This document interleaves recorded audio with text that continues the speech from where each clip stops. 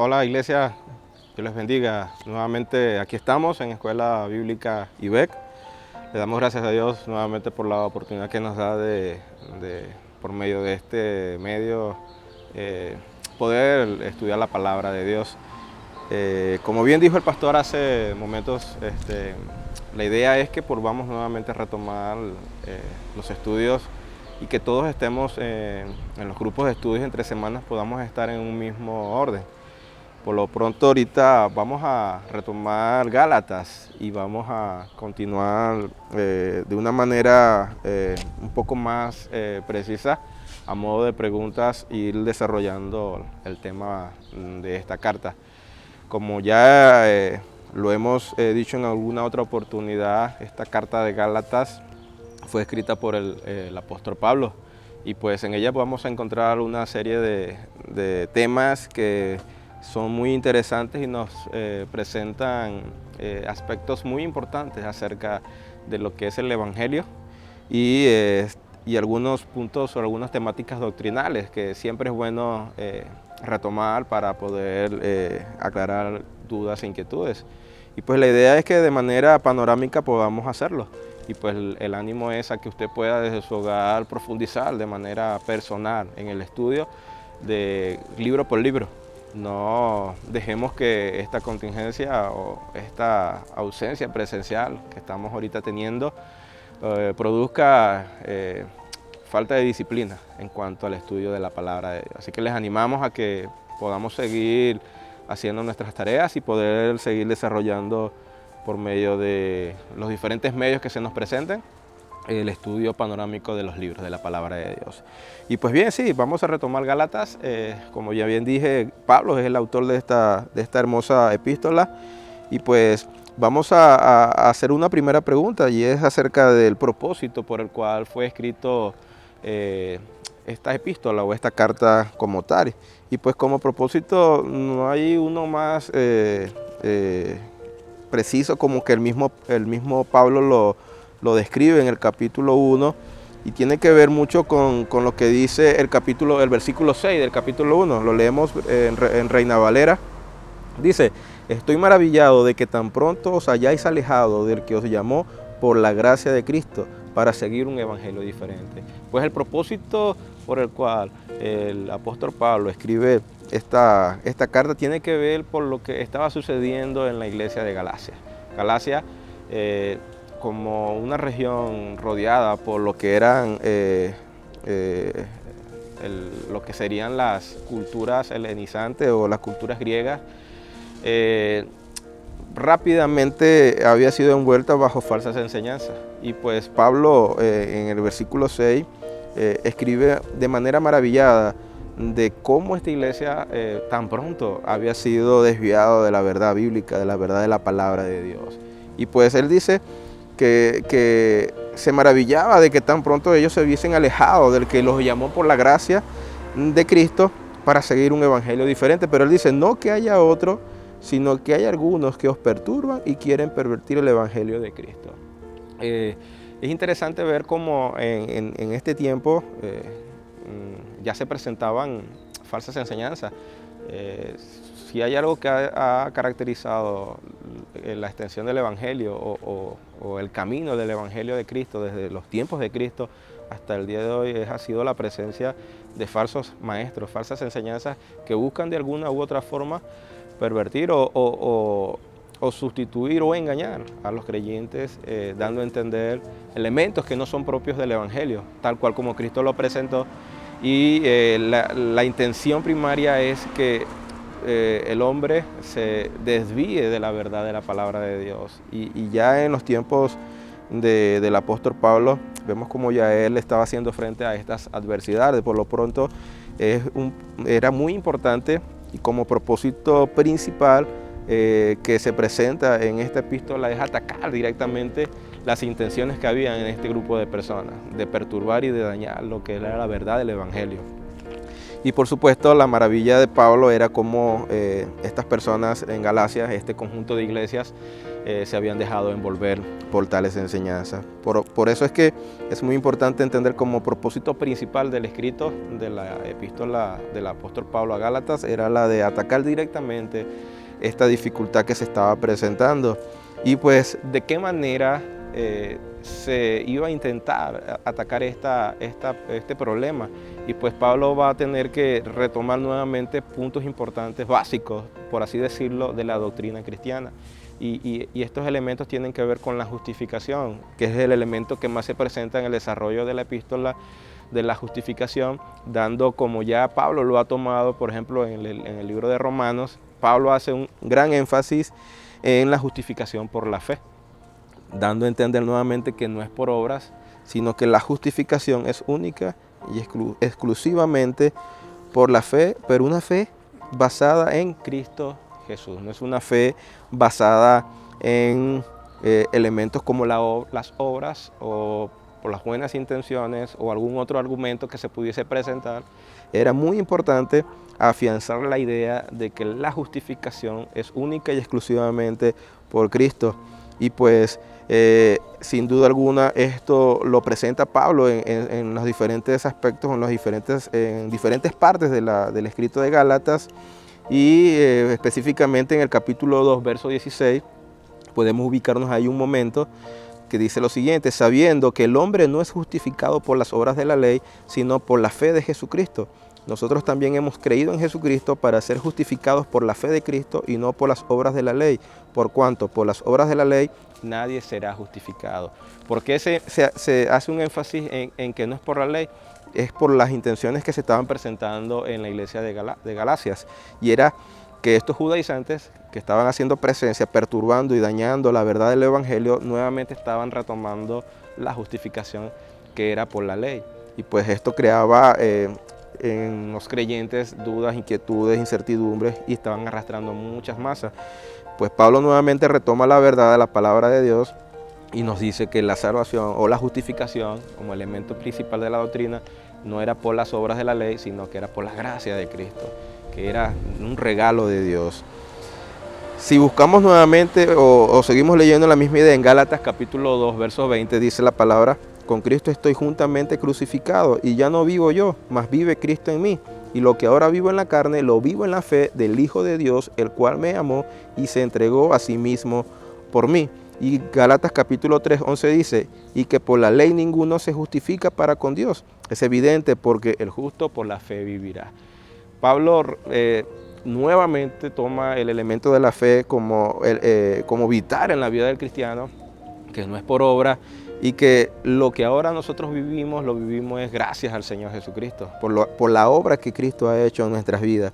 Y para que haya un elemento de una justificación en la vida del creyente, lo más importante o lo primero que debe suceder en la vida del hombre es un arrepentimiento genuino, un arrepentimiento verdadero. Y ese arrepentimiento genuino verdadero va a producir en nuestras vidas, debe producir en nuestras vidas una transformación, un cambio, producto de lo que Cristo está haciendo en nuestras vidas. Y por lo pronto, ya desde ese momento en que nosotros tenemos ese arrepentimiento, la Biblia nos habla de un nuevo nacimiento, una nueva vida en Cristo, y ahora nuestro caminar diario es todo bajo la gracia de Dios. No es que usted y yo hayamos hecho algo bueno o hayamos sido merecedor. Todo esto tiene que ver con una operación única y exclusivamente de Dios en nuestras vidas por medio de Cristo. Y es muy importante estar claros en esta idea. Y por supuesto Pablo ataca esta enseñanza falsa que los judaizantes estaban nuevamente introduciendo en la iglesia para que esto se pudiese eliminar. Y por supuesto otro elemento muy importante que conseguimos aquí en la epístola de Gálatas es el llamamiento de Pablo. ¿Por qué era importante que Pablo justificase o defendiese su apostolado? Es una buena pregunta y tiene que ver con lo que probablemente hoy en día estamos viviendo. El conocer que muchos hombres se hacen llamar apóstoles. Hoy en día, en la actualidad, el que Pablo haya justificado o justifique su apostolado aquí en Gálatas nos nos hace ver la manera en cómo Dios escogió sus apóstoles y porque hoy en día lo que se hacen llamar apóstoles no lo son. Y todo tiene que ver con principios bíblicos que vamos a encontrar en varias partes de la Biblia, pero en Gálatas Pablo también toma algunos aspectos muy importantes de su llamamiento, dando a entender que su llamamiento no era dado por hombres, sino que su llamamiento era dado única y exclusivamente por Dios y por Cristo, por quien ahora Él está haciendo lo que está haciendo. Y eso es muy importante de considerar y de tomar en cuenta, porque el mismo término apóstol, de apóstolos en el griego, tiene que ver con la idea de un enviado, de un mensajero. Y Pablo dice en el capítulo 1, verso 1, dice lo siguiente: Pablo, apóstol, y aquí encontramos cómo él afirma, no de hombres ni por hombre, sino por Jesucristo y por Dios, el Padre que los resucitó de los muertos. Y todos los hermanos que están conmigo a las iglesias de Galacia. Es muy importante cómo el apóstol Pablo afirma o reafirma que su llamamiento al apostolado no fue algo que él haya planificado o algo que por lo cual él se haya preparado de manera personal para poder llegar a ese término. Él se hace llamar un apóstol porque el mismo Dios, y por medio de Jesucristo, él ahora tiene una tarea muy importante. Y eso, para entender esto, tendríamos que irnos nuevamente al libro de Hechos, ya un libro que hemos estudiado y podemos ver, o pudimos ver en ese tiempo, cómo fue el llamamiento que Dios le hace a Pablo por medio de Cristo en ese escenario muy interesante. Y pues entender esto, entender cuál fue el proceso de transformación, de cambio en la vida de Pablo, el testimonio de lo que Pablo fue antes de Cristo y ahora lo que él es en Cristo, afirma lo que leímos hace poco en Gálatas 2:20, de modo que si alguno está en Cristo, nueva criatura es. Pablo podía con convicción decir que él era una nueva criatura, porque Cristo había obrado en su vida y esa justificación o lo que Cristo había hecho en su vida tenía que ver mucho por la justificación, por la gracia de Dios, por la fe de lo que Cristo había hecho en su vida y no por obras, porque si fuese por obras, ¿qué obra buena había hecho Pablo antes de Cristo para poder ser merecedor de esa salvación o de esa justificación? Y si nos venimos a la actualidad, ¿qué obra buena usted y yo pudimos haber realizado como para decir que fuimos merecedores de esta salvación tan grande? Si tuviésemos que buscar justificar por nuestras obras la salvación, creo que ninguno pudiese dar una respuesta acertada, correcta.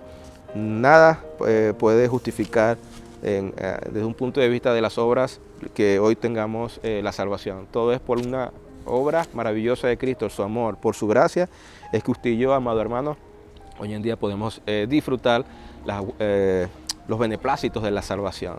Entonces, vemos a un Pablo defendiendo a su apostolado y se ve necesario hacerlo para poder marcar un aspecto jerárquico, por así decirlo, en la iglesia de Galacia, para dar a entender que el mismo Dios lo había escogido a él, por lo cual lo que él hace, lo que él está haciendo no es un mensaje, el mensaje que le está llevando no es un mensaje propio de él, no es un mensaje creado por el apóstol Pablo, no es un evangelio inventado, sino que es un evangelio propio de nuestro Señor Jesucristo. Porque si podemos evaluar la coherencia entre lo que Cristo predicó y los apóstoles predicaron y lo que Pablo está predicando ahora, podemos ver que todo tiene un mismo fin, y es la de llevar al hombre a un arrepentimiento y de que hay salvación solamente por medio de Cristo. Y pues esta es la idea y el elemento de la justificación por la fe también es parte importante de esto, por lo cual la enseñanza que los judaizantes estaban llevando a cabo no era correcta, no era adecuada. Por lo pronto es muy importante, mis hermanos, a que podamos evaluar desde este punto de vista el contenido del mensaje del Evangelio de Cristo. ¿Cuáles son los elementos doctrinales? ¿Cuáles son los elementos de desarrollo? ¿Cuáles son las temáticas que tenemos que tomar en cuenta a la hora de presentar el mensaje del Evangelio de las Buenas Nuevas? Es muy importante que nosotros podamos, en conjunto, leyendo toda la Biblia, poder ir desarrollando y no quitarle ni agregarle elementos a la predicación del Evangelio de Cristo. de las buenas nuevas de salvación. Y pues así tendremos un mensaje más efectivo, más acorde, más completo y poder presentarlo a aquellas personas que aún no lo conocen. Es muy importante tomar en cuenta esto, mis hermanos, por lo que hoy en día se presenta en cuanto a lo que es el Evangelio.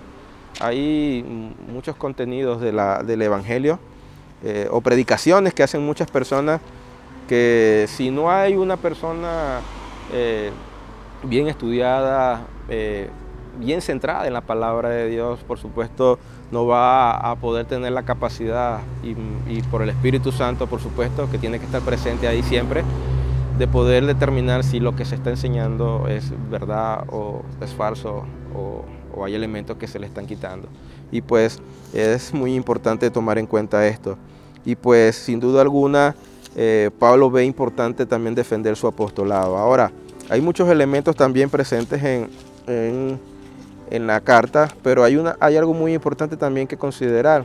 Y es que, muy bien, hemos sido salvos, Dios ha obrado en nuestras vidas por medio de Cristo, tenemos una salvación muy grande, somos privilegiados, la gracia de Dios nos ha alcanzado. Pero ¿qué hacer con esto? ¿Qué hacer con esto? Nos tenemos que conformar únicamente con tenerlo o hay alguna manera o qué hacer con esto que Dios nos ha permitido experimentar. Y pues tiene que ver con la consecutividad, todo tiene una consecutividad. Fíjense, lo que Cristo ha hecho en nuestras vidas, por su gracia, por su salvación nos ha alcanzado, produce en nosotros un arrepentimiento, entender que sin Cristo no somos nada y que ahora en Cristo somos nueva criatura. Tenemos una nueva oportunidad, Dios nos ha permitido nuevamente avanzar en esta vida, tenemos esperanza en nuestros corazones, pero no se debe quedar todo ahí. Hay una gran responsabilidad y hay una gran tarea para cada uno de nosotros de seguir extendiendo estas buenas nuevas de salvación. Siempre lo he dicho, siempre he compartido con mis hermanos en la clase que el éxito o la clave para que se extendiera el Evangelio en un principio no fue tanto por lo que hicieron los apóstoles, ni el mismo Cristo pudo cubrir completamente el territorio, pero la tarea que le encomienda a sus discípulos y lo que sus discípulos luego comienzan a hacer a la hora de testificar y también a delegar a otras personas, esas personas que no son tan conocidas, que pueden pasar como incógnitas, personas que en tiempos de calamidades, en tiempos de angustia, en tiempos de dificultades, en vez de quedarse en sus casas encerrados, dice la palabra que tuvieron que huir, no tuvieron de otra, tuvieron que huir huyendo de la persecución, de las dificultades, pero siempre resaltamos que durante ese proceso de persecución, donde la vida de cada uno estaba en peligro, llama la atención como ellos en cada punto, cada puerto, cada espacio geográfico que estos creyentes, estos primeros cristianos ocupaban, hicieron la tarea de testificar y compartir las buenas nuevas de salvación. Y eso nos hace hacer una pregunta nuevamente, y es ¿qué tan convencido o qué tanta convicción había en el corazón de estos primeros cristianos como para, a pesar de que sus vidas estaban en peligro, prefirieron arriesgarse, pero con tal de contar las buenas nuevas de salvación? Tuvo que haber habido un impacto profundo en la vida de cada uno de ellos para ellos persistir en hacer lo que tenían que hacer, y era en predicar su palabra. Y me llama a reflexión, ¿cómo es nuestra actitud hoy en día ante las adversidades, ante las dificultades que se puedan estar presentando en la actualidad? ¿Cuál debe ser nuestra respuesta a esto? ¿Quedarnos callados, escondernos o aprovechar tiempos y espacios para seguir testificando la palabra de Dios? Mis hermanos, el reto es ese, a que podamos darle consecutividad a la extensión del Evangelio, abriendo nuestros labios, publicando las buenas nuevas de salvación, predicando el Evangelio exacto, correcto de Dios que encontramos en su palabra, para que así las personas puedan escuchar de esas buenas nuevas de salvación y también puedan proceder al arrepentimiento. Y es que tiene que ver con lo que es nuestra responsabilidad. Y es que Pablo en el capítulo 5 en adelante dice así: estad pues firmes en la libertad con que Cristo nos hizo libres, y no estéis otra vez sujetos al yugo de la esclavitud. Y nos habla de una libertad, pero una libertad que de cierta manera también tiene que ser evaluada conforme a la palabra de Dios. No es una libertad de de hacer lo que me dé la gana. No, es una libertad que tiene que ver con hacer lo que tengo que hacer, con hacer lo que Dios me pide que yo tenga que hacer. Y tengamos mucho cuidado con ese término de la libertad.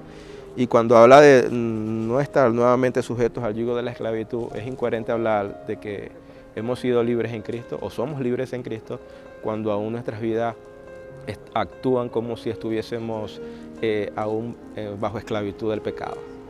Entonces no podemos vivir como si aún fuésemos esclavos del pecado, debemos vivir con la libertad que Cristo en un principio ya nos ha hecho libres, mis hermanos. Y pues la idea es que podamos, por medio de su Espíritu, manifestar los frutos del mismo, porque debe haber evidencia en nuestras vidas de lo que Cristo ha hecho en nosotros, mis hermanos. Y pues le quiero leer esto en el 5:16. Digo pues, andad en el Espíritu y no satisfagáis los deseos de la carne, porque el deseo de la carne es contra el Espíritu y el del Espíritu es contra la carne, y estos se oponen entre sí, para que no hagáis lo que quisierais. Pero si sois guiados por el Espíritu, no estáis bajo la ley. Y pues si seguimos leyendo, vamos a encontrar aspectos muy importantes acerca de los que están bajo la ley, cómo se desenvuelven, y los que estamos bajo el Espíritu, cuáles son nuestros mecanismos o cuáles son las manifestaciones del Espíritu. Y pues dice el 5:22, mas el fruto del Espíritu es amor, gozo, paz, paciencia, benignidad, bondad, fe, mansedumbre, templanza. Y dice, contra tales cosas no hay ley. Mis hermanos, sin duda alguna hay una gran tarea y una gran responsabilidad, y Pablo ve necesario en la iglesia de Galacia hacerles entender a mis hermanos que no debían de vivir como si aún fuesen esclavos de la ley o del pecado, sino más bien Cristo había venido para quitar el yugo de la esclavitud bajo la ley, y que ahora la gracia nos permitía de manera diferenciar, ser libres. Pero en una oportunidad le preguntaba a mis hermanos de la clase, ¿qué da más responsabilidad? ¿Vivir bajo la ley o vivir bajo la gracia? Y la respuesta que llegamos en conjunto fue que demandaba más responsabilidad el vivir bajo la gracia de Dios. Y por supuesto, esto es una tarea de cada uno de nosotros, a ser responsables con lo que Dios nos ha dado. Y hay un término que se escucha mucho, que es la mayordomía, y se habla de la mayordomía del Evangelio. Y es una mayordomía muy interesante, porque tiene que ver con que Dios nos va a pedir cuentas a cada uno de nosotros de qué manera nosotros pudimos administrar lo que Dios nos había dado, como es el Evangelio, las buenas nuevas de salvación, la manera en cómo nosotros estamos compartiendo. El Señor nos va a pedir cuentas de las veces en que pudimos o no pudimos abrir nuestros labios y testificar a otros del Señor Jesucristo. Mis hermanos, y pues aquí encontramos en Gálatas muchos otros aspectos, pero por razones de tiempo, pues no nos daría abasto poder desglosarlo, pero de manera principal quiero compartir lo que hasta ahora he hecho con ustedes.